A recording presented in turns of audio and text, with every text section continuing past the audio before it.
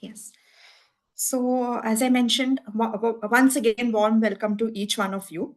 And to those who are new or who don't know about Venture Center, we are India's leading technology business incubator, and we are a Section 8 not for profit organization. We are hosted by the CSR National Chemical Laboratory, and we are based in Pune. We are approved both by NSTDB and by RAC, which are Government of India entities. So at Venture Center, we promote entrepreneurship for science and deep tech startups, and we provide an entire ecosystem so that these startups can nurture and then take their ideas and commercialize them to the market.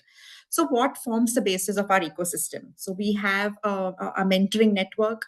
We provide funding in various forms. Since these are deep tech and science based startups, we offer infrastructural facilities such as dedicated labs, offices, discussion rooms. Labs are there. We offer empty lab huts, and the startups can come and do their experiments and then build their prototypes there. We have various information providing services and various other partnerships such as design and prototyping, trial manufacturing, finance, legal, HR, anything that a startup requires. Our organization provides that support to these startups. Since we are a technology business incubator, the heart of the incubator is our scientific and analytical services. So we have something known as hot labs or shared labs where we have 100 plus equipment workhorse kind of nature. So we are talking about centrifuges, balances, autoclaves, any requires. We have all those equipments in the lab facility, and anybody who wants to operate can access these. We are primarily meant to support startups. We operate as an open access facility, so anybody who requires these services, it could be students, researchers, or even industrial applications, anybody who wants can avail of these facilities at Venture Center. So then we have a prototyping facility where we have equipments like 3D printers, scanners, PCB fabricators. So all those who are working on a particular, say for example, working on medtech devices, if they want to build a prototype, all the facilities and the lab equipment required for that is available there. Coming to the testing and analysis, so that is Venture Center's analytical support group. And over here in this facility, we have very core analytical equipment. So, for example, we house a GC, HPLC, thermal analysis, and then we have some very advanced resource centers such as a Center for Applications of Mass Spectrometry, where we have advanced mass spec equipments, then our cell studio where we have a flow cytometer, confocal microscope, and we have a mechanical test instrument. And then we have very specialized resource centers as well, such as the Center for Biopharma Analysis, where it is a GLP compliant, NABL accredited facility, and we are focused on the characterization of biopharmaceuticals. So the talk for today, or the session, this entire series, only one analytical technique talk series, is hosted by our team, and the agenda is to bridge the gap between the theoretical understanding and the practical application. So all our audience and participants gets a flavor of what analytical technique is and how you all can apply it to your various applications or your own field of interest. Then we have our Regulatory Facilitation Center, where we provide mentoring and hand holding to anybody who needs to enter into, the regulatory world. Since these are again a lot of IPs generated, we have our own tech transfer and IP facilitation center. We are implementation partners for various national programs. And just to give you a flavor, these are just a snapshot of some of the equipments that are available at Venture Center. So as I mentioned, we have many mass spectrometers. We have SPR for binding kinetics, GCMS, you name it, and everything is housed under one roof. These are all high end and well maintained by our team, and all the details, including the equipment make, models, and our pricing and term sheets, are available on our website. So if you'll have any requirement, kindly visit our website and you'll find the details there. Coming specifically to flow cytometer, so we have a BDLSR Fortesa flow cytometer at Venture Center. It is equipped with 5 lasers, and we have the FACS-DIVA software for the data acquisition and analysis.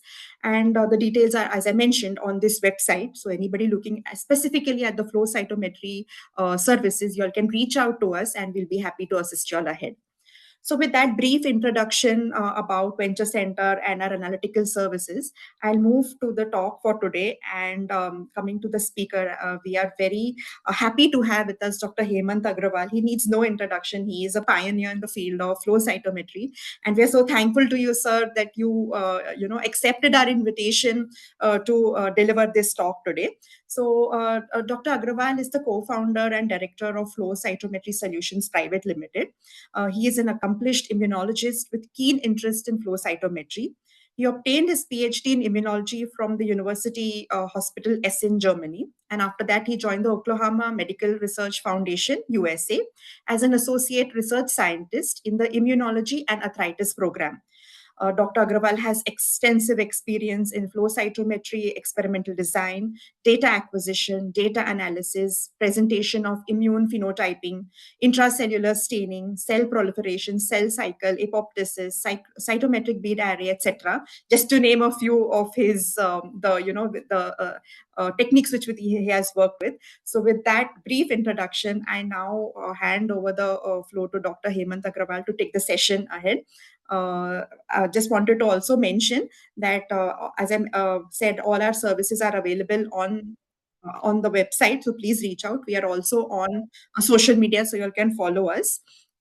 And please don't forget to give us your feedback at the end of the session, so that in the upcoming sessions we can improvise and we can incorporate all your suggestions accordingly. So with that, I will now hand over to Dr. Agarwal. Sir, over to you. Yeah.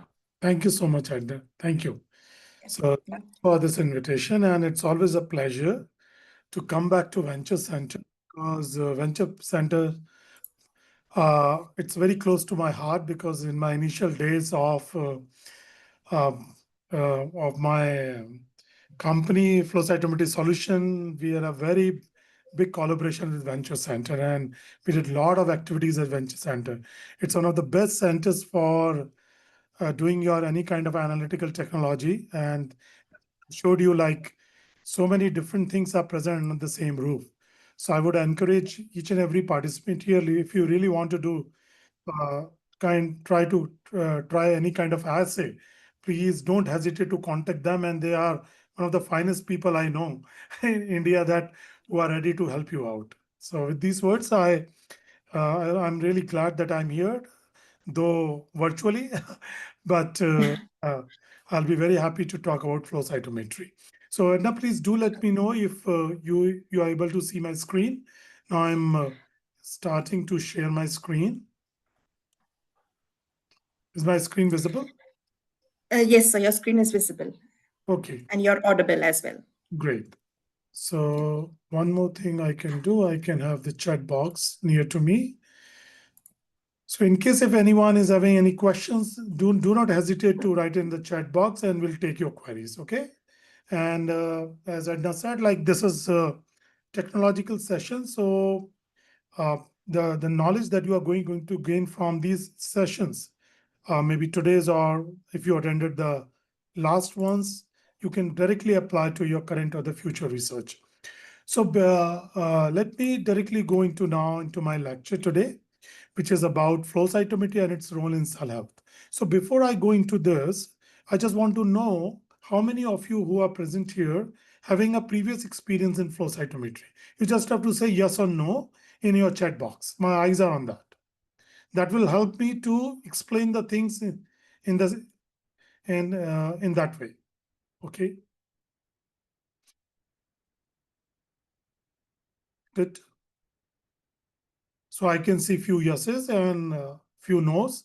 Okay, so those who are having the experience in flow, are you doing your is it about like you read about it, or you are doing flow cytometry?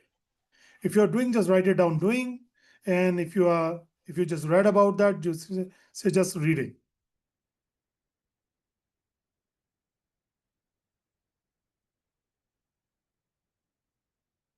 Okay, did. Okay, good. So I got a little bit of idea that how's the audience. Then I'll try to keep the lecture in such a way that yeah. So hi Faria, how are you? Nice to see you again here.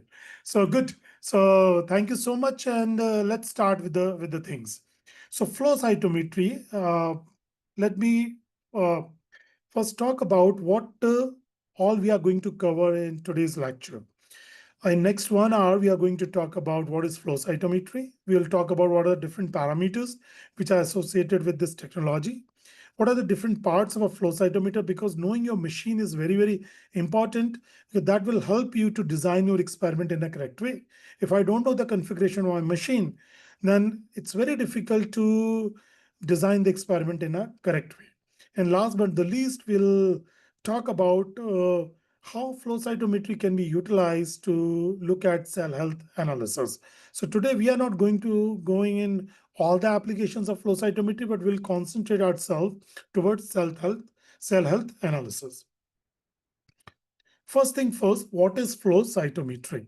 So as the name suggests, flow cytometry. So you can see that it consists of three words: flow, cyto, and metry. So flow is fluid, cyto is cell, and metry is measurement. That means somehow this word is telling me that I can measure the cells while they are flowing or they are in liquid, something like that. That's what the word is telling to me. And indeed, that's what happens here, that I'm measuring the cell while they are flowing. So if I look at it little bit, go a little bit deeper and look at its definition, then flow cytometry helps me in measuring the physical and chemical properties of cells or cell-like particles. But up to now, what I told to you is that it's a measurement of the cell.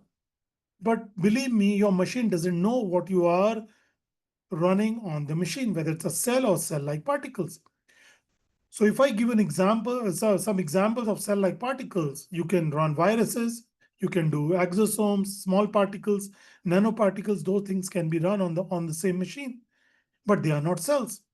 So though the name suggests cytometry, but I can also study cell-like particles using this machine. But what is really important here, what the next word says, the cells or the cell-like particle needs to be in suspension.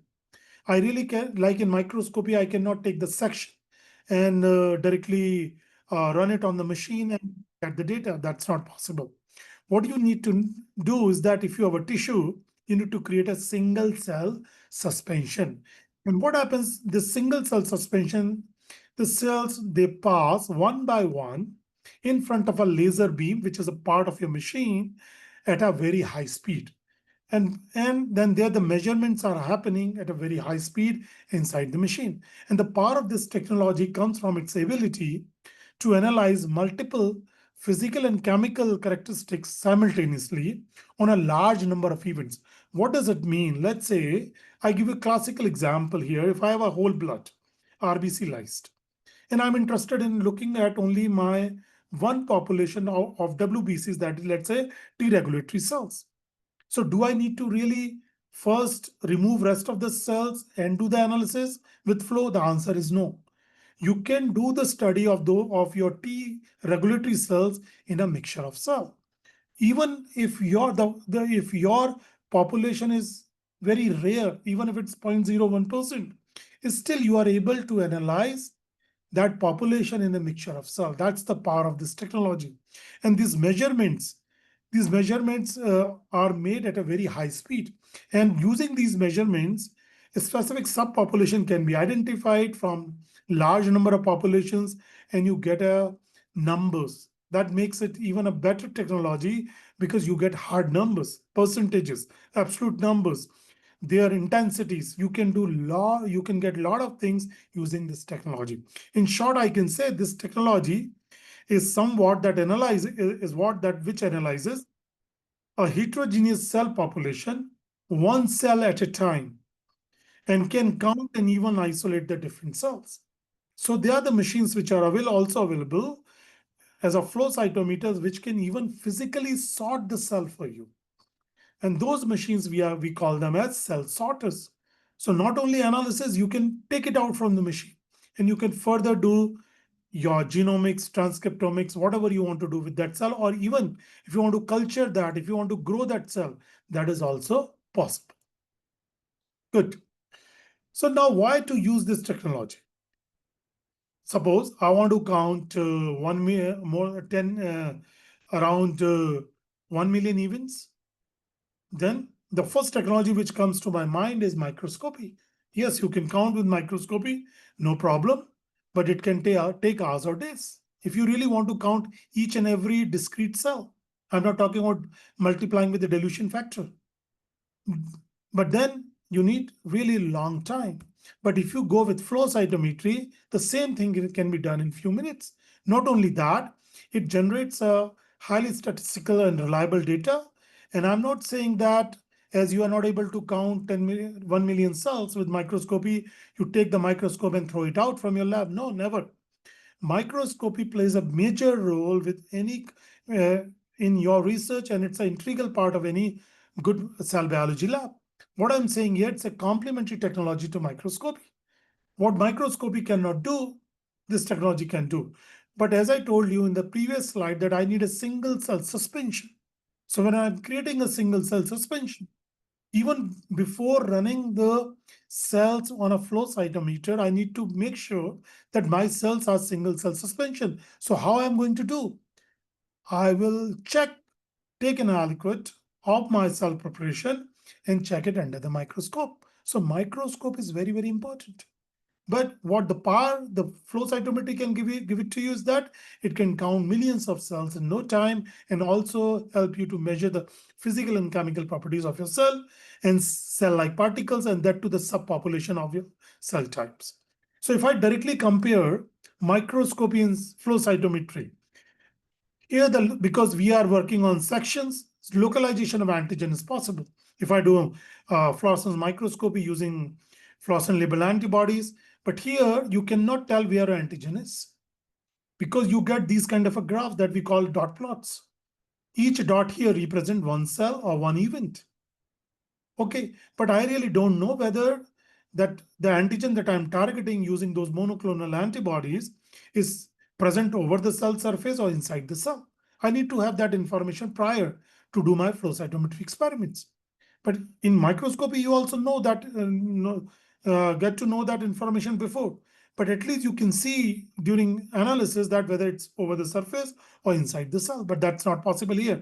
But with the newer technologies like image flow cytometry, that is little bit possible, but the images that you get, it's not high resolution like microscopy.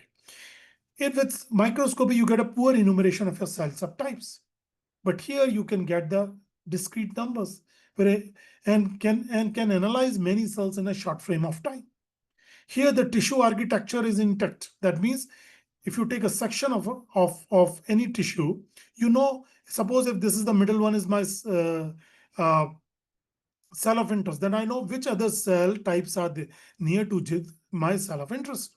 But as here in flow cytometry, I'm creating a single cell suspension, my tissue architecture is lost, and tissue architecture is lost. So I will never come to know that which cells were in the close vicinity of my cell of interest. One more point here, that it can look at the numerous parameters at once, which is not possible with microscopy. If I ask you how many parameters you can do with flow cytometry, any idea? Can you type in some numbers?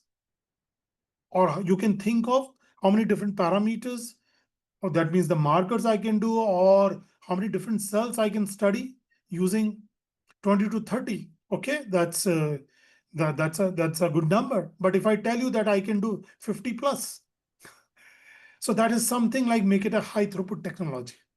And those kind of things are available. And just now Edna showed you one picture. They have a flow cytometer which can do 18 parameters. You can look for 18 different cells, or maybe 18 different parameters or the properties of a single cell or of different cells in a single tube. And that makes it really a high throughput technology. So let's have a look at how this technology becomes a multipotent. So my cells in a single cell suspension, I can look at their physical properties. I can get their numbers. I can get their relative size, granularity. I can also identify them, what they are. whether they are T cells, B cells, NK, mast cells, bacterial cells, or something else, by doing immunophenotyping. Immunophenotyping means that I'm targeting my cell of interest by using monoclonal antibodies, uh, and those antibodies are very, very specific to the markers those cell express. And I can also look at the cell health. Now I can look if the cell is undergoing any kind of a stress or there's a death of the cell. And we are going to go in greater detail of this part in today's lecture. Are they dividing? I can look for proliferation and the cell cycle. We'll discuss this also today. Can you sort them? Yes, you can do sorts. You can sort them, as I already told to you, or already told you. And are they normal or abnormal? For example, in clinics, people use it to identify leukemias and lymphomas. You can do this. Or if you're working with the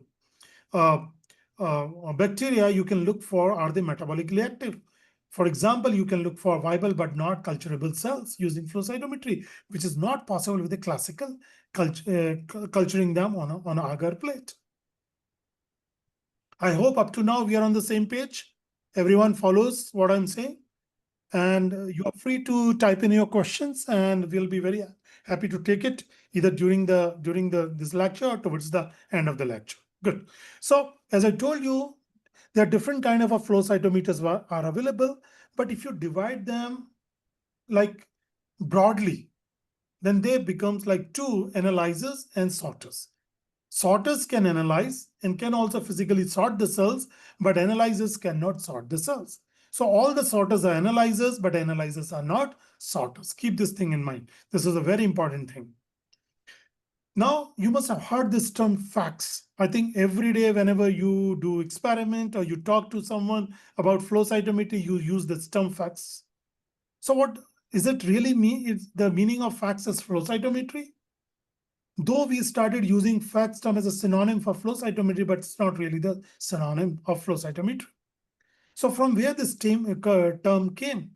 In early 70s, Professor Hudsenberg in Stanford, he made a machine which can sort the cells on the basis of fluorescence. And he made a quite impressive technology at that time. The sorting was known, fluorescence was known, and even single cell analysis was known. So he combined everything in a single machine. And he coined this term FACS at that time. But then he realized that he made a very like kind of a machine which can bring a revolution in the field of cell biology. So he gave the rights to a company known as BD, Becton Dickinson. So now the term that we use FACS is the trademark for this company. And the full form of FACS is fluorescence activated cell sorting, because he made a machine which can sort the cells on the basis of fluorescence. But if you have any other company machine, you cannot call it a FACS machine. And moreover, if it's not a sorter, then there is no point of calling that machine as a FACS machine. Simply, you can call it a flow cytometer, but believe me, nobody can stop you to call your ass as a FACS assay or the machine as a FACS machine. But that's the small story behind that, from where this term FACS came into existence.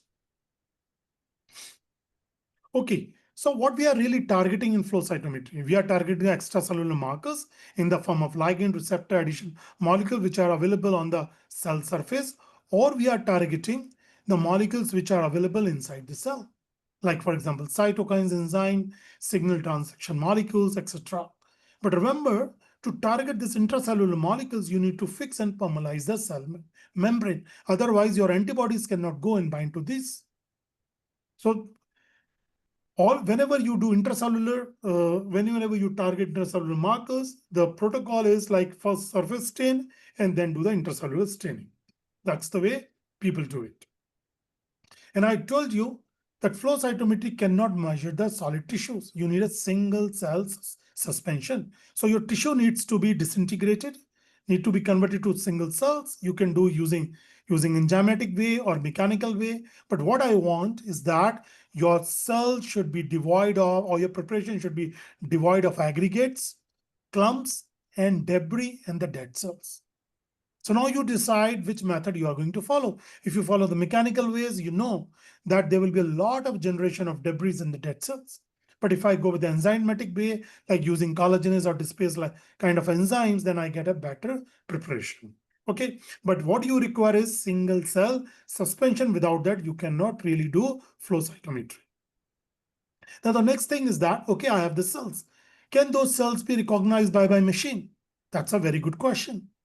Can every machine recognize every kind of a cell? Again, a very good question. Or there is a range of cells that can be run on the machine or cell-like particles. So I'm going to tell you here is that there is something.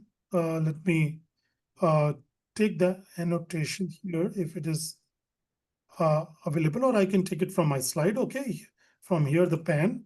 So there is something inside a flow cytometer that we say flow cell, and this diameter of the flow cell will decide what will be the particle size which can go through this machine and I can analyze it. So let's say if my flow cell diameter is 200 micrometer. So I want to know from you what will be the maximum size that I can run on this flow cytometer that I can analyze. Go ahead and tell me. Because this is a very important thing when you are designing your experiment. When you want to run your experiment, you need to have this information of the size of the flow cell, whether my particle can be run on that machine or not. Anyone who can answer this? 190. Okay. So why not 191? Why you are leaving 10 units? And why not 189? Why not 109, 192? Okay, so the thing is that, like, whatever number you are going to say, I will definitely say that is not possible.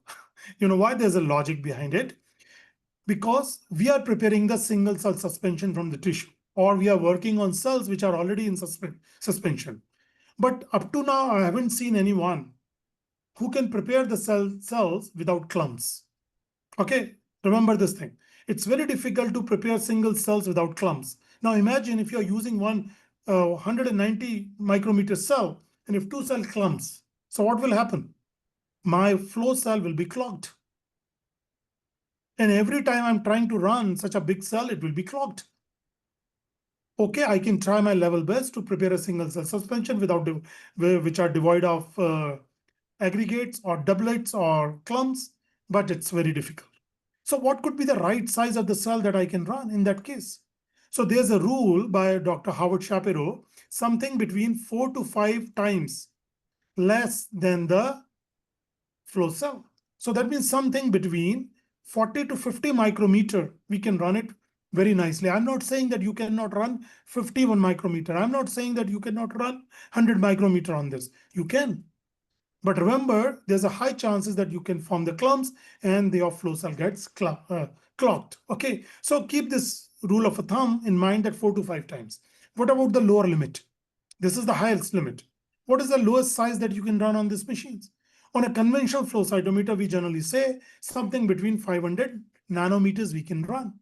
But there are the machines which are available nowadays, which can go even up to 20 nanometers. Those flow cytometers, we call them as nano flow cytometers.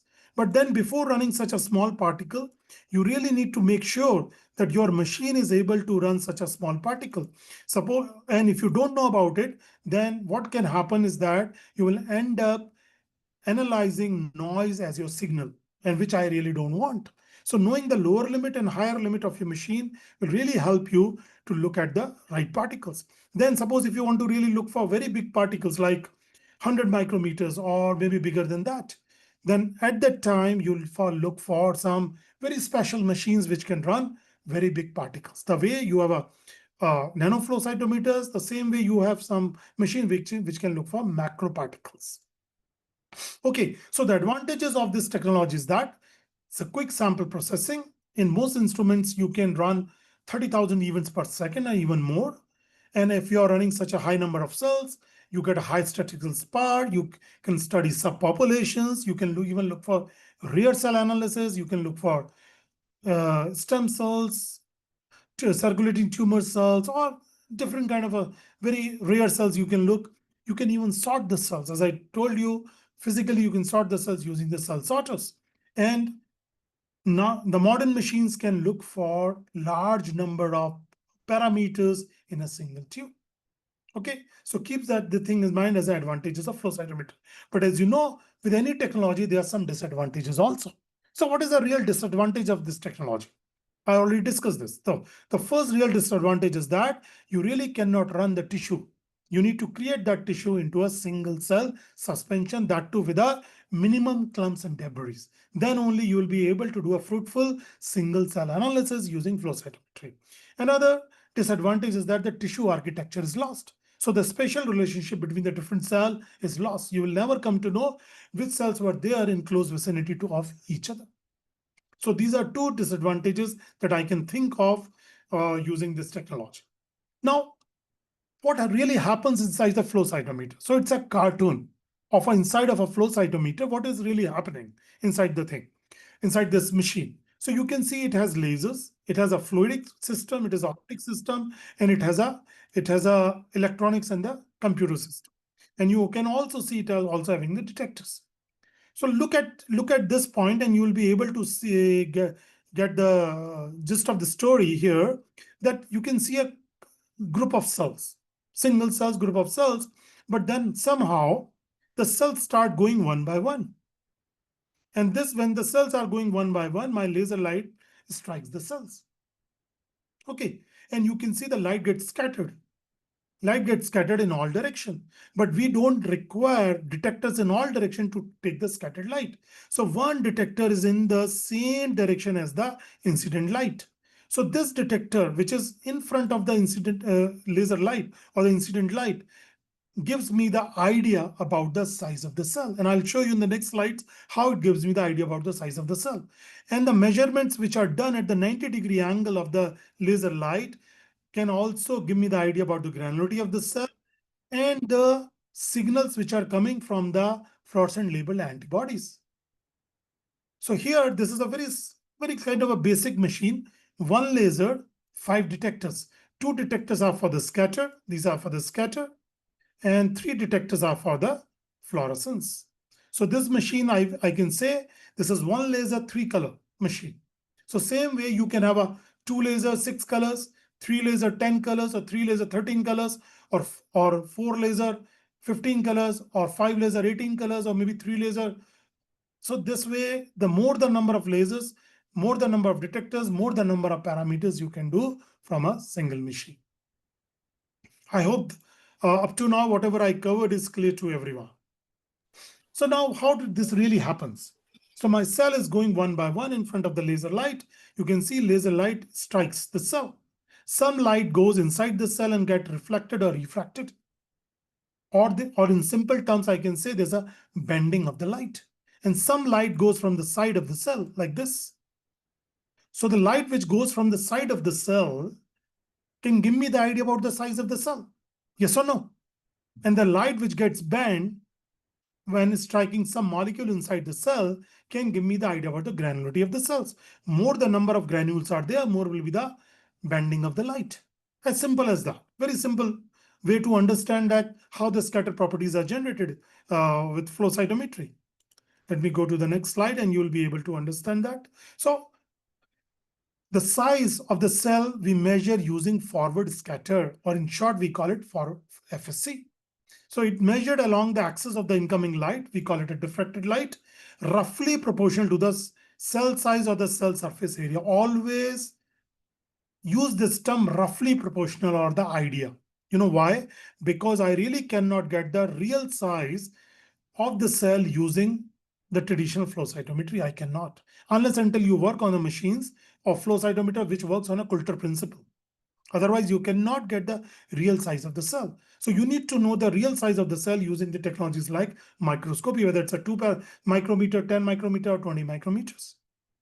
And this is only true. Again, forward scatter, more size is only true only for perfectly round cells, not applicable for small particles. Again, a very classical example is, suppose if I'm running a red blood cell. So red blood cell is something like this. So when it goes like this, then the machine gives you some other kind of a cell size, or the forward scatter value will be different. But let's say if your RBC is moving like this in a flow cell, the size will come different. So I need to get the size of my cell with some other technology, not with flow cytometry. Unless and until you calibrate the machine, you are really sure about it that it is able to give you the size of the cell. Then what is the second scatter property? Is the side scatter, which is measured at the 90-degree angles. It's coming from reflected or the reflected light, and it's roughly proportional to the complexity or the granularity of the cell. More the cell is complex, more will be the side scatter. So by keeping these two properties of scatter in mind, suppose if I run RBC lyse blood on a machine, then how my plot will look like? Just a minute. So this is what? So this is a scatter plot. I ran RBC lysed whole blood on the machine. So you can see I get 1, 2, 3, 4 populations. So if I ask you quickly, can you please tell me which population? You can choose the colors as for identification. Which population is having a highest granularity and highest size, or the biggest size and highest granularity? Which color cells, according to you, but just by looking at this plot? If you can answer that, that means you understand forward scatter, side scatter, because that's the first plot that we open in flow cytometry to identify my population of interest. Anyone who can tell me? Okay, so if you cannot, I can tell you the forward scatter of red population. Yes, red. The answer is red. You are correct. And side scatter, forward scatter, both are high. And for this black one, both are low. And indeed, this is debris. And debris are having a very small size and no granularity. And these green ones are your lymphocytes. And these are your monocytes. And these are your grans.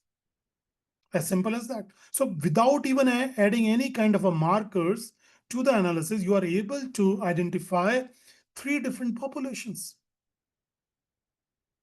But the problem arises, can I use this forward scatter, side scatter to do all kind of my flow cytometry based analysis? The answer is no. It's not possible. Suppose tomorrow you want to know, out of this green population, how many are B cells, how many are T cells, and how many are NK cells? Is it possible to find it out? The answer is no, it is not, because on the basis of morphology and on the basis of scattering, it is very difficult. It looks like a single population. So how can I identify B cells, T cells, and NK cells? Let's go to the next slide, and you will be able to understand. At this time, something we say fluorescence really plays a major role. So as you know, many cells appear the same. Fluorescence enables us to mark specific components of the particles, which can also help to identify and characterize your subpopulations. Fluorescence enables quantification. Fluorescence also enables specific discrimination. For example, I can do live dead, I can do cell cycle, proliferation, ROS, lot many assays I can do. So what I need to keep in mind for the fluorescence, I need to look for 2 properties of a fluorescent molecule. One is excitation, one is emission.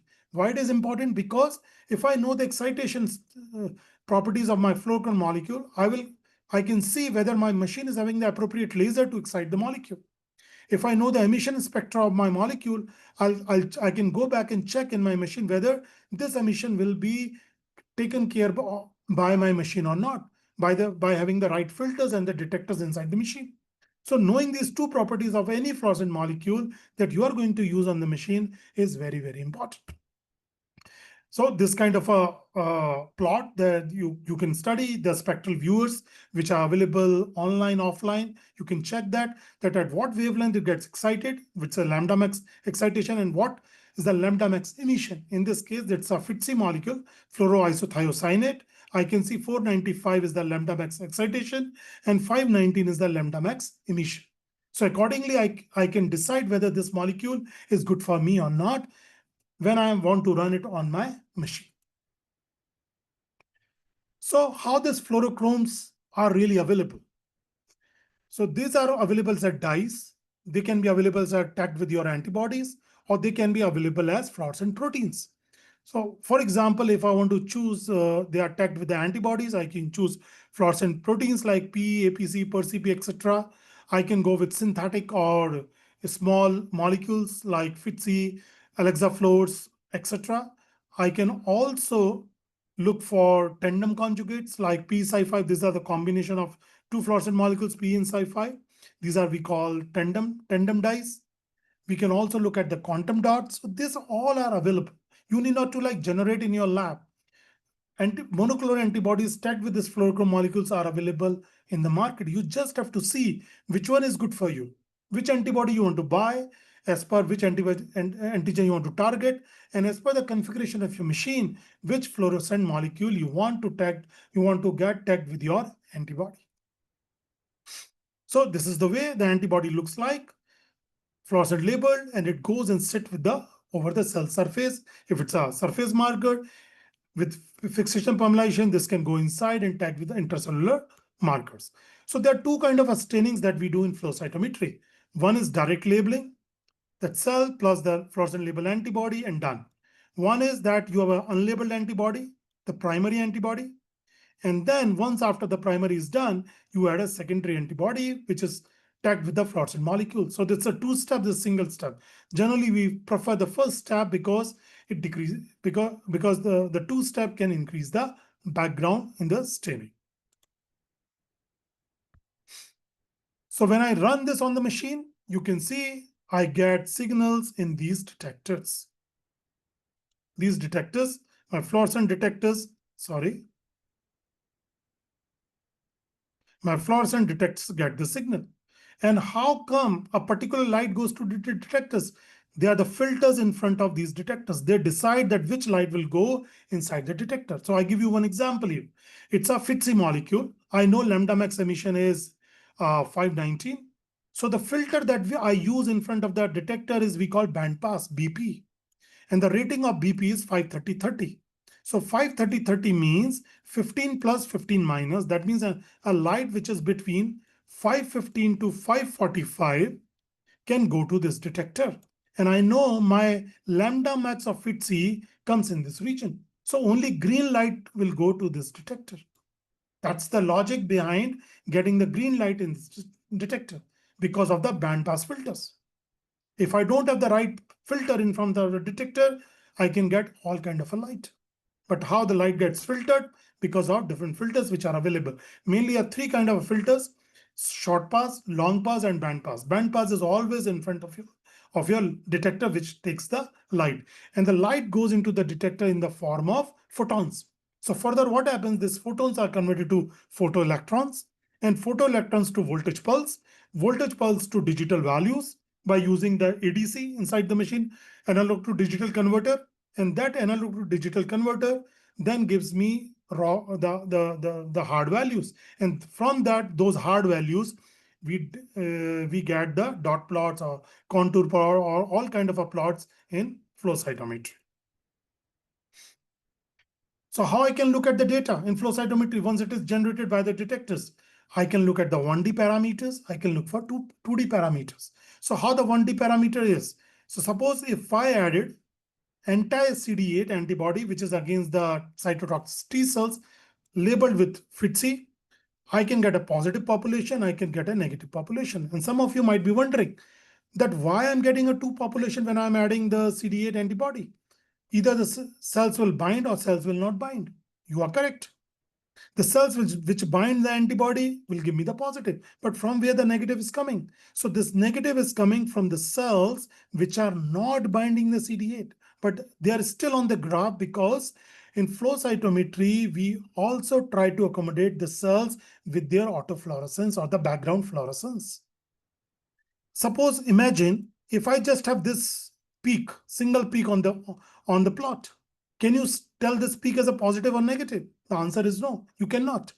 You need something for comparison. So what do you have for comparison? The cells which are not taking the antibodies or not binding the antibody. So this becomes positive and this becomes negative. Now the same plot I can open in 2D plot. Suppose if I added one more antibody, CD4, which is against the T helper cells, I can get double negative population. I can get single positive, and double positive. Simple, like the way we read the coordinates in mathematics. You have to read these graphs. I hope 1D and 2D plots are clear to everyone, because these are the major plots that you are going to see in flow cytometry data. Now, 1D plots can also be overlaid. We call them as histograms. You can overlay different tubes to make your point. And the 2D plots can be displayed in different way. You can have as contour plots, density plots, zebra plots, dot plots, pseudo color. But remember, you choose any kind of a plot, but you have to very sure that what you really want to convey through these plots or the graphs. So whichever graph conveys the right information about your data, choose that plot. Okay, it's not that on Monday I am very happy, I'll go with pseudo color. On Tuesday I'm a little sad, I'll go on with density. And on Wednesday I'm very angry, I'll go with zebra. No, never do that. So it's always in context of your data. So once I have this kind of a data with me, I have a, let's say, x-axis and y-axis. And I want to get the numbers of this population. Let's say this is the population and this is the double negative. Then I am doing something we call gating. I can choose the gating options like rectangle, ellipse, quadrant, or polygon. I can make a gate over my population. So the selection of subset of collected events on the basis of their morphology, phenotype, or the function is known as gating. To gate, we require the gating tools. And I told you like gating tools can be rectangle, square, ellipse, or anything, or a polygon that's available. If I can create a gate here, I can get my population of interest. As soon as I get the numbers, I get the percentages, I can even get the intensity of this population, any kind of a stat that I want, I can work with for this population. Okay, so this is the slide for the gating tools. I already explained to you. We can have a floating quartz, rectangle, polygon, ellipse, quadrant, range gate, any kind of a gating tool you can utilize to gate your population of interest. The next very important thing in flow cytometry is the data scaling. So what this data scaling is that we scale the data depending on the experiment that I am doing. For example, when I use cell surface markers, I use a log scale because the differences between negative and positive are pretty high. They are very large. But when I'm going for scatter plots or the DNA cell cycle plot, I use linear scale because the differences are pretty low. So depending on your data, you choose the scale, and choosing the scale facility is available on the softwares that are associated with the machine or the data analysis softwares which can analyze your flow cytometry data. So what all you need to do flow cytometry? You need the instrument, you need sample, you need antibodies, you need fluorescent dyes, you need the software for analysis. And you can generate these beautiful graphs like this. So from cells to data, how it happens? You do the sample preparation, you set up the machine, you acquire the data, and then you do the data analysis. Okay, so this is the all major part of any flow cytometry experiment. So you need to understand these things in a good way to get good data. Because in flow cytometry, we say that people are suffering from a syndrome we call GIGO. So what is GIGO? GIGO is garbage in, garbage out. Because flow cytometer is not a magic machine and the software is not a magic wand that in the morning I come and say abracadabra and results will come out. No, it will never going to happen. You have to put a lot of hard work even for a single color experiment. Forget about multicolor experiment to get those data. So you need to really design your experiment correctly to get a good data and to get the good stats. Then only I will say that you have a one complete experiment of flow cytometry. So as I told you, flow cytometry components, it has made up of fluidic system, optic system, and electronics. Fluidics where sample fluid and the sheet fluid, sheet fluids always around the machine. Sample fluid is your sample. And the difference between the two creates the hydrodynamic focusing. And because of that, the cell starts moving one by one. And once it passes the laser light, which is a part of optics, we have a detectors, we have a filters, that's a part of optics.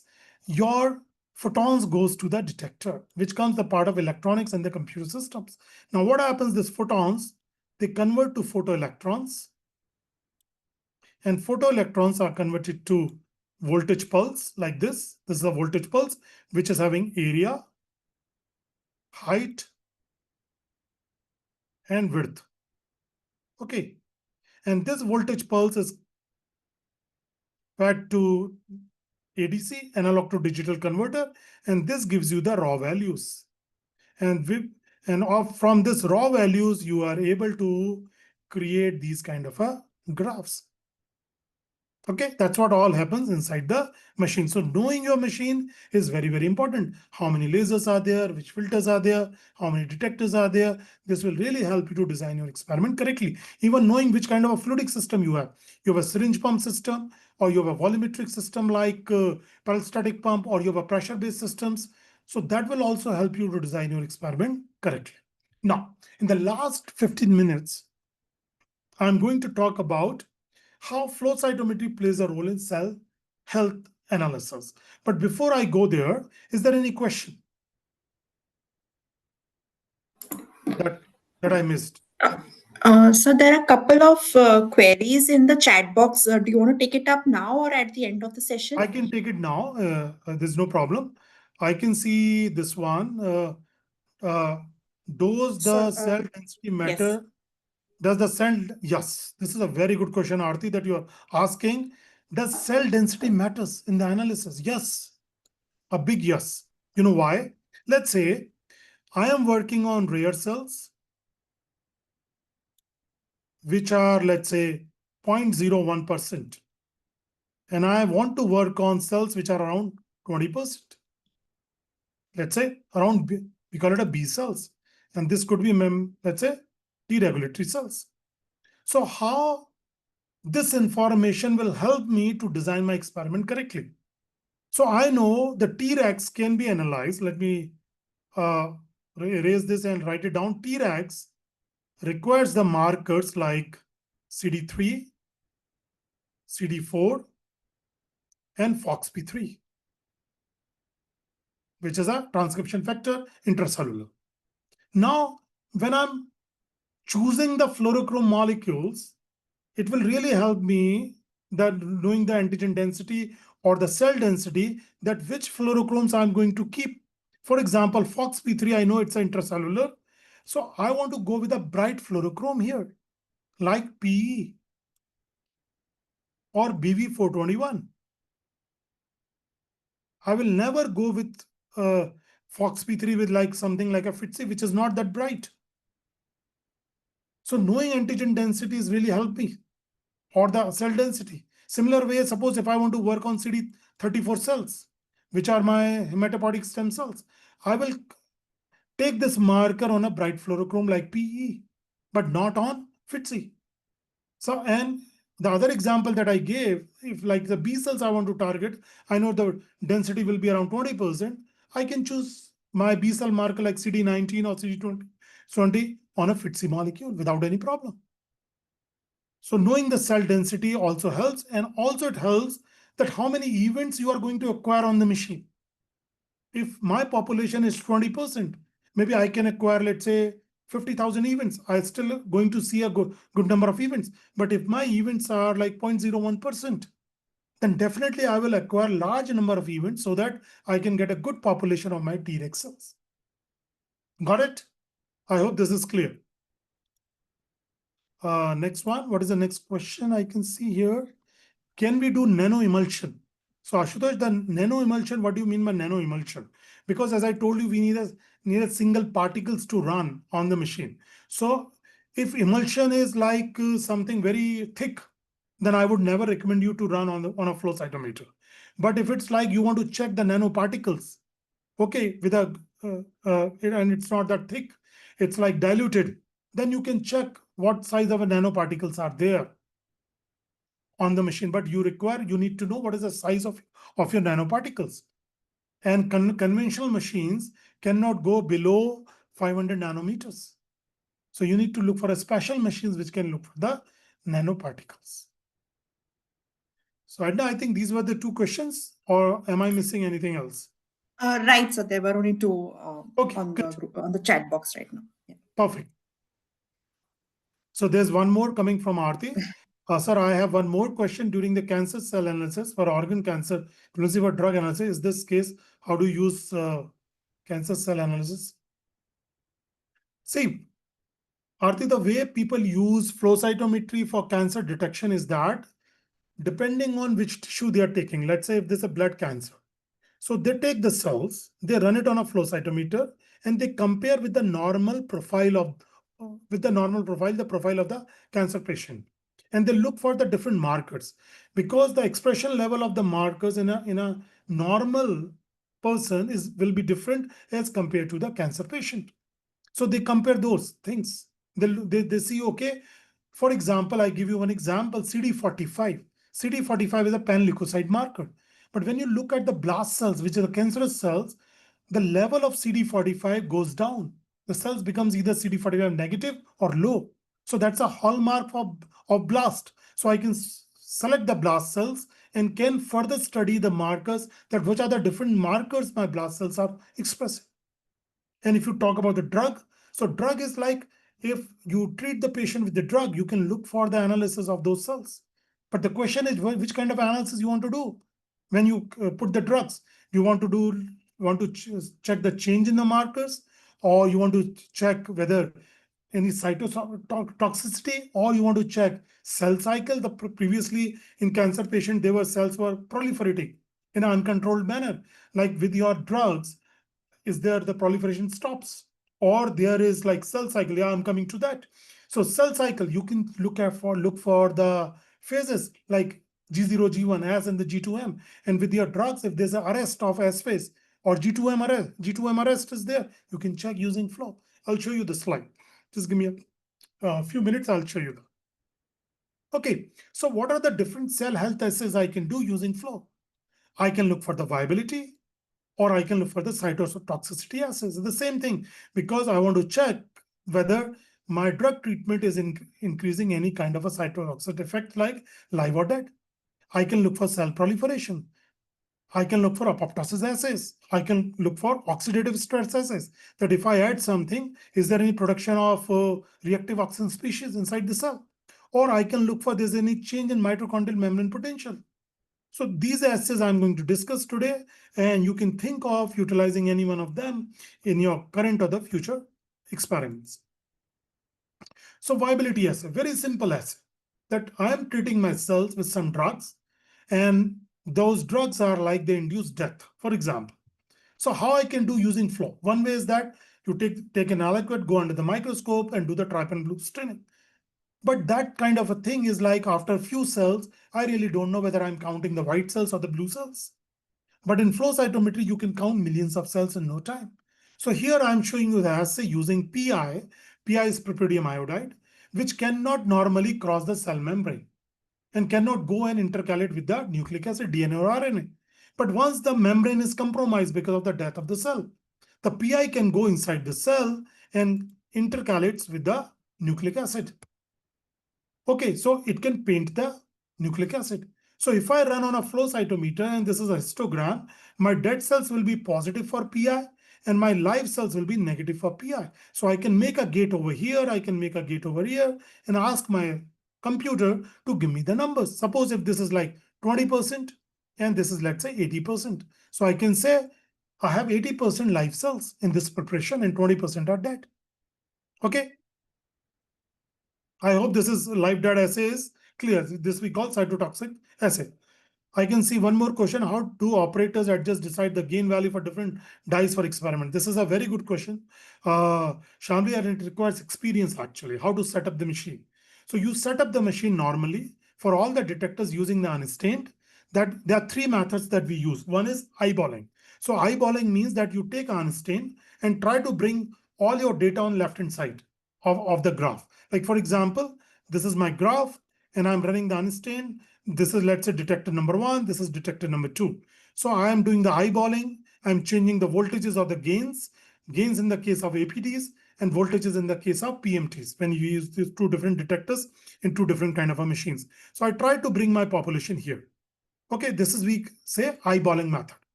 But then there's some scientific method. On Diva softwares, you use 2.5 as done method to 2.5 as done method to set up the voltages. Then there's third method that we say voltration. That means titration of the voltage, voltration, or gaintration. That means the titration of the gains. But today I don't have a time to explain how to do this. But if you are attending any of our future lectures or any workshop, I will explain to you how you can do voltration or the gaintration on your machine to get the right voltages for every detector. Is that clear? But I have seen most of the labs, they use eyeballing, but according to me, those are not the scientific ways of setting the voltages. Now the next experiment, cell cycle. A very fancy, not very fancy experiment, very simple experiment where we can use the same dye that we use in the last experiment. But the difference is in the last experiment, the, the property of the dye that we are using, that it cannot go inside the live cell, it can only go inside the dead cell. Okay, that's the property we were using. And the amount that we were using in the live dead was very less. But here the property of the dye that we are using is that it works in a stoichiometric way. More the amount of DNA, more is the binding of the dye. So we want to add the saturating amount of this pi here to get the different stages of cell cycle, G0, G1, S, and the G2M. Why I'm having these two together? Because the amount of DNA is same. Why I'm having these two together? Because the amount of DNA is same. From here 2n, this is more than 2n and less than 4n. And this is the last one is 4n. Okay, so that's what, so you fix formalize the cell and stain with pi, or you isolate the nuclei and stain with pi. But remember to add RNAs also to this preparation if you are using pi, because pi can intercalate both with RNA and DNA. It is not able to discriminate between the two. So I need to remove all the RNA to just concentrate on the DNA cell cycle. Now look at the data. So we have a DMSO control. I can clearly see G0, G1 as in the G2M here. All three stages are there. But when it is treated with allergic acid, or let's say the treatment is there for 72 hours, can you see with 30 micromolar and 45 micromolar, you are not able to see G2M. So it's a S phase arrest is here. And if you are using any other kind of a treatment, then you have a G2M arrest. That means the G2M is increasing here in this case. So this kind of assays can be done very easily using flow cytometry. But what do you require? Again, good sample preparation, good machine setup, and then good analysis to get good data. Okay. Let me go to the next assay. The next assay that you can do, you can look for the proliferation assays for in context of a cell health, that with any kind of a drug, is there any change in cell numbers? Okay, how I can do this? I can do it using something like we call it thymidine analogs, like BRD or EDU. But the only problem with this kind of a assay is that you will only come to know whether the cells are proliferating or not, but you will never get the numbers, the generation numbers. So here these are non-proliferated cells and these are proliferated cells which are positive for EDU. Okay, so what happens when the cells are dividing? You add BRD or EDU, they go inside the DNA. Rather than thymidine binding there, EDU or BRD binds. Then you do anti-BRD or anti-EDU staining and you get the results. So here I can say, let's say 40% cells are proliferating and 60% are non-proliferating. But suppose if I want to know how many cells are really proliferating, what is the division index? What is the proliferation index? How many generations are really formed? Then these assays cannot be utilized. So what is the assay that you can do? So for that kind of a thing, you require an assay that we say dye dilution method. So what really happens in this assay? You have a dye like CFSE with you. So CFSE is carboxyfluorescein 600 ml ester. It goes in a freely permeable way inside the cells and covalently binding to the intracellular free amine residues. Once this binding happens, it is not able to come outside the cell. So now if my cells are dividing, this dye gets half in the dividing cells. So I'm losing the intensity of the dye in the dividing cells. So rather than now reading the graph from left to right, I will read the graph from right to left. So this is my mother population on day 2, and only one generation is there. But in day 3, I have multiple generations. On day 4, I get more proliferation. Okay, so these assays are very fruitful, very good. If you are really interested in how many generations are forming, what is the division index, proliferation index, all these kind of things you can get through this assay. Let me check. I think there is a question. How you take care of RNA in the cell cycle studies? So as such, in cell cycle studies, you don't require RNA. If you want to check the RNA, you need to use the dyes which only binds with the RNA, but not with the DNA, like pyronin Y dye you can utilize. Or if you are only interested in DNA cell cycle, if you are using you can use DNA specific dyes like 780, for example. Or if you're using a dyes like PI, then you should add little bit of RNAs to the preparation so that it can cut all the RNA and there is no RNA left. This is the way you can tackle the RNA in your analysis.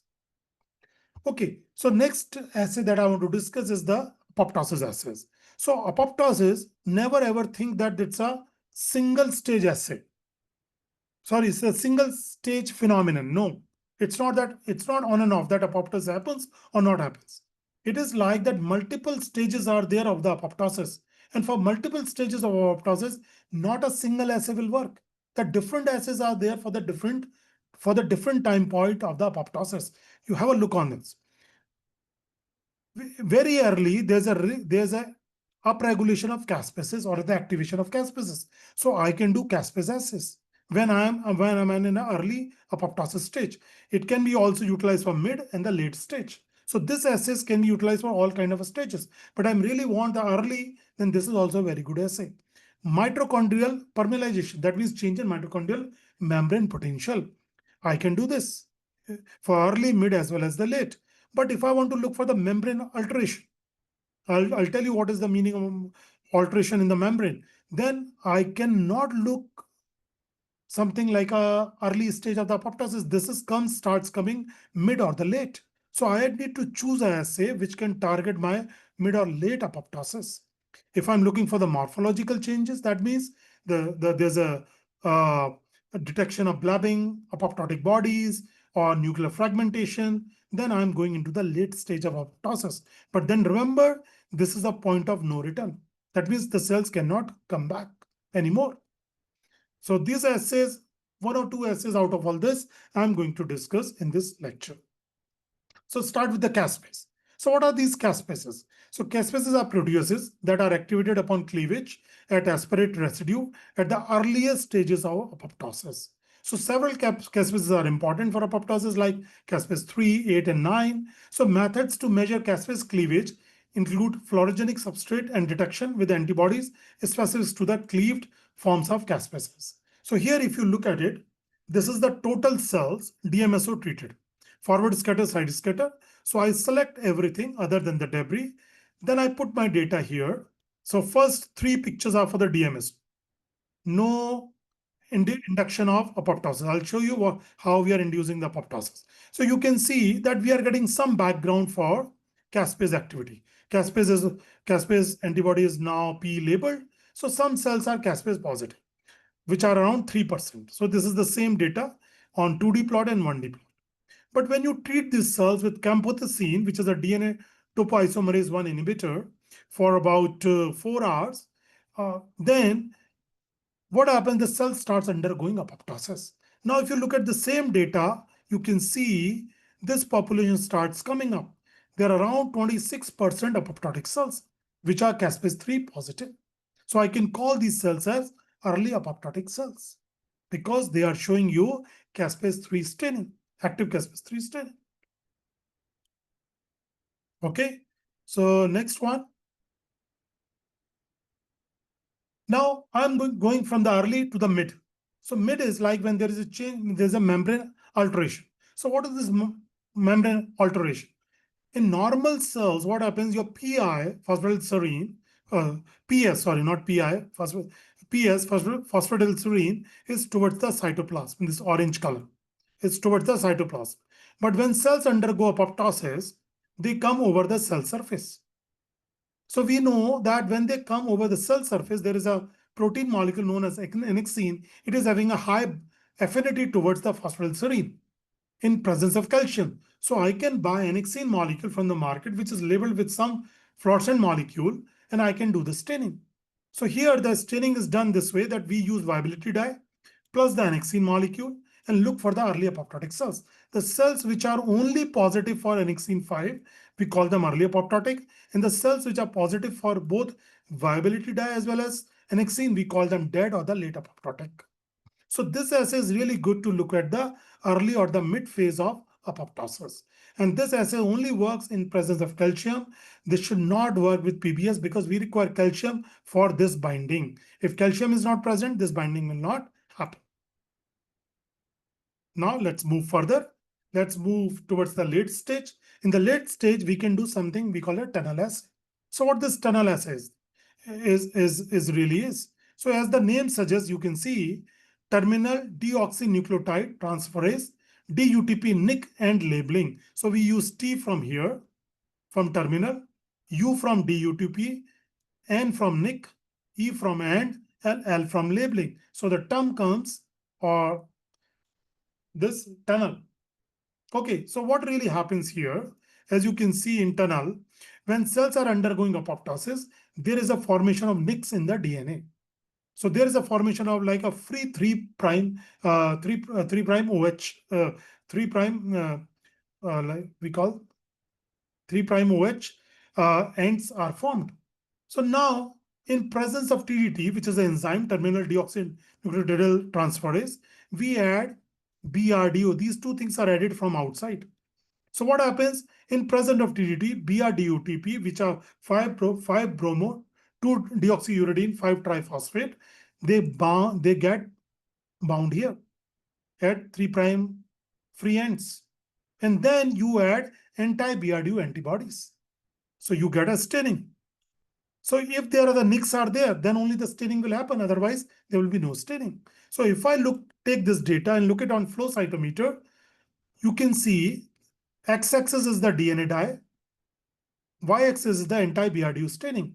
So when there is no apoptosis happening, which is a control here, you can only see G0, G1, S in the G2M phase of the cell cycle. But when we add camptothecene kind of a molecule, or the chemicals, which are DNA type topoisomerase inhibitor, you can see apoptotic cells here. So tunnel assay can be done very easily on the flow cytometers. And you will also get different stages of cell cycle. But you can here clearly you can see most of the cells which are mainly undergoing apoptosis are from the S phase. A very powerful assay that you can do using flow cytometry. Next one. Now we are in a very late stage of apoptosis where there is a DNA loss, DNA fragmentation, and DNA degradation. So what I can do, the assay that we were getting initially for cell cycle, I can also get a peak in sub G0, G1 area.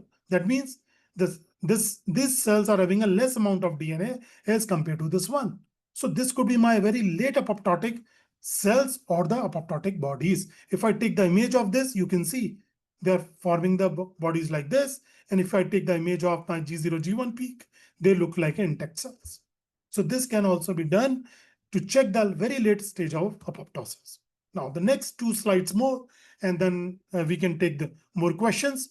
That I also want to look at the oxidative stage in form of if there's a formation of reactive oxygen species. So cellular ROS levels can be measured in the live cells by technique that converts a dye like DCFDA.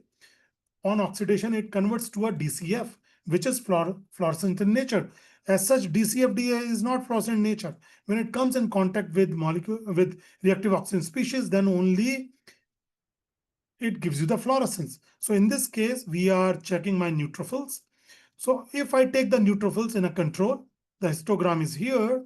But when we treat this neutrophils with PMA stimulated polymorphonuclear cells, you can see the whole peak moves. Now they are having a more production of ROS. There's a movement of the peak. So I can take the median fluorescence intensity of these peaks and say that, okay, On treatment, there is a formation of ROS because there's a DCFDA is changing to DCF. How I can do mitochondrial membrane potential to as a assay, cell health assay? I can use dyes like GC1. So what really happens that this assay based upon the detection of the mitochondrial membrane potential changes in cells by cationic lipophilic dye, which we call JC1. In normal cells, JC1 concentrates in the mitochondrial matrix where it forms the red fluorescent aggregates. Okay, remember this, red fluorescent aggregates when the cells are having an intact mitochondrial potential. However, in apoptosis or necrotic cells, JC1 diffuses out of the mitochondria, changes to a monomeric form and stains well with the green. So we are working on two colors with the same dye, red and the green. When there is no change in MMP, my dye will be in the red region. If there's a change, it will come in the green region. Let's have a look. So you see here, this is the normal cells. The y-axis is green, is red, and x-axis is green. So these are most of my cells are having the intact mitochondrial membrane potential, and only few cells are in this region. But when there's a treatment, these are two treatments, you can see this, the population starts moving here. And if I look at the positive control, you can see all the cells are in the green region, not in the red region. So the same dye gives the signal in two detectors. Okay. So the summary of this, my talk that I give it to today to you, that flow cytometry and its role in cell health, that flow cytometry is a quickly expanding technology and it's a powerful tool to study cell health. Flow cytometry results are produced at high speed, analysis of several thousands of cells per second with statistical output, and has numerous applications in biology and contributed to many fields of science. So with this, I like to say thanks to you, and I am open for any question you have for me.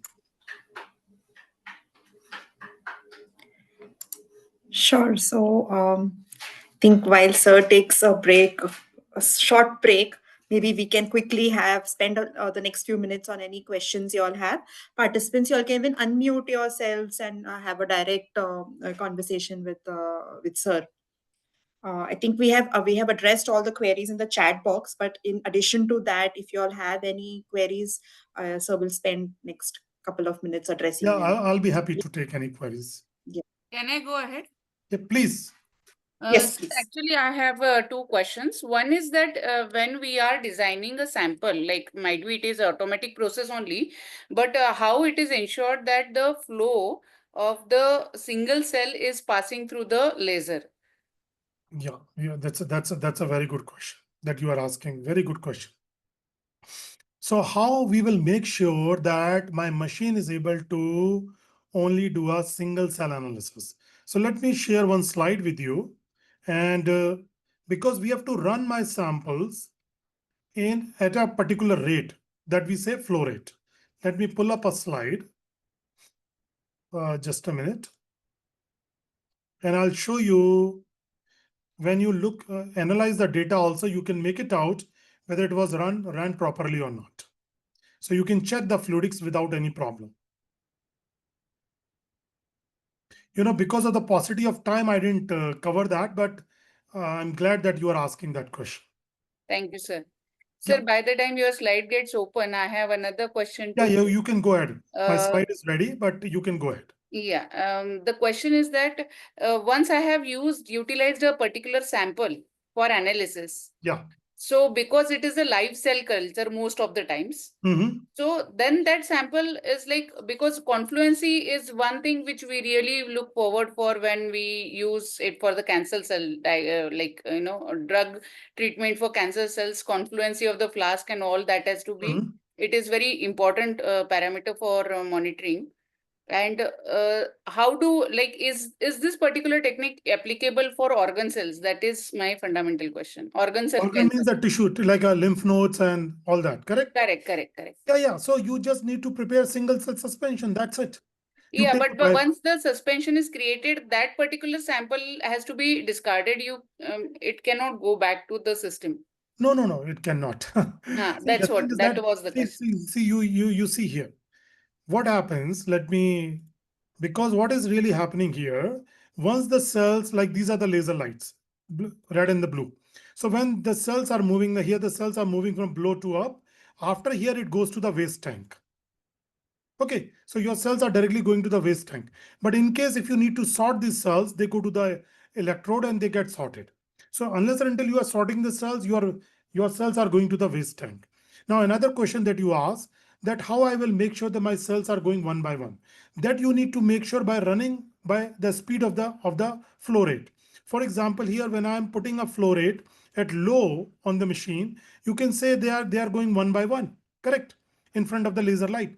When I'm increasing the flow rate, you can see that my core opens up. You look at my hand, my core opens up. Now more number of cells are going. So what you want, you don't want to have a scenario like this when multiple cells are going, because what will happen? There are some certain cells which will be missed by the laser, or there will be a coincidence events. So what I want that to set correct speed of the machine so that they go one by one. And it also Correct. depends upon which application you are doing. Suppose if you want to do cell cycle, it is very important to run at a low speed. But if you're doing immunophenotyping, even if you miss few cells, it doesn't matter unless until you work on a rare cells. But in case of rare cells, I recommend you to run at such a speed that they go one by one in front of the laser light. Make sense? Yes, sir. Thank you so much. Yeah. Any other question? Yes, sir. There is one more by Bhagyashri in the chat box. She says, can facts capture the metabolic state of the The sorted sorted population? population, post metabolomics. How to design the experiment. So, so Bhagyashri, the thing is that what kind of a metabolic state you want to check, what do you really want to do. So for example, I have seen people doing calcium kinetics using flow cytometry. Okay, so metabolomic state, like you can sort the cells, and if you are treating them with something and want to check different kind of a metabolic stage of the cells, but then the question also depends upon that, are we having the right dyes or the antibodies available, the marker that we want to target. Because in flow cytometry, the most important thing is that we should be able to label the cells. Otherwise, we'll not able to find it out whether these are my cells of interest. So for example, in case of calcium kinetics, we use dyes. So what happens to these dyes, that if the calcium influx is there, then the cells give the signal in different detector. The dye gives signal in a different detector. If they're not binding with the calcium, it gives the signal in the other detector. So I can make it out very easily that what is really happening with my cells. Okay, similar way, you have to think what kind of a metabolic state your cell is in, and what kind of different markers that metabolic state express. Then we can think about doing flow cytometry. Any other question?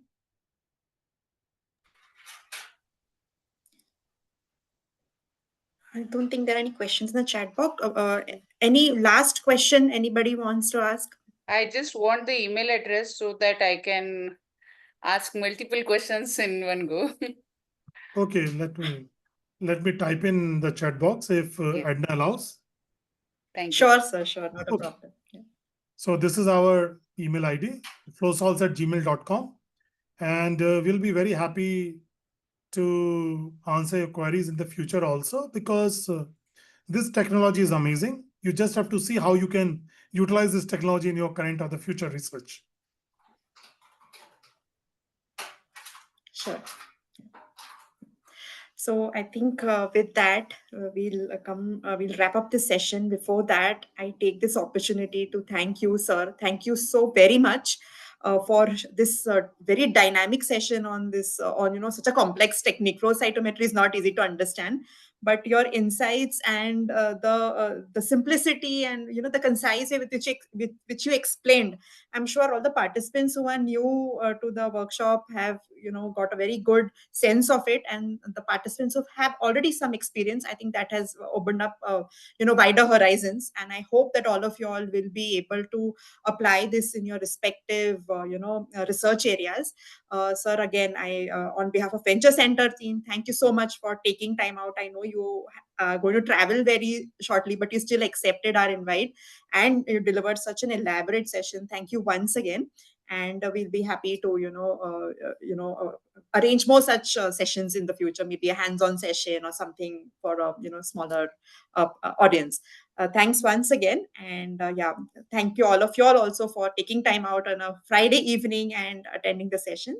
So we hope to see you in the next sessions as well. Just for your information, we have recorded this session and we will be circulating it with all of you all so that you all can refer to it for your future reference. Yeah. Thank you. Thank you so much, Adna. Thank you so much for this invitation. Yeah. And Yeah.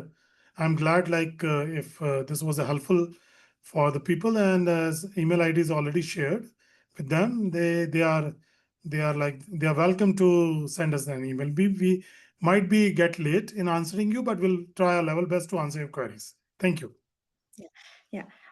We have also shared the feedback, so please provide your feedback to us. I think all of them have already typed it on the chat box. So they are saying it's very helpful and clear. But do provide us on the link, your feedback on the link that we have shared, so that for the future talks we can incorporate all your suggestions. Thank you, and yeah, we'll see you in the next session. Thank you, sir. Yeah.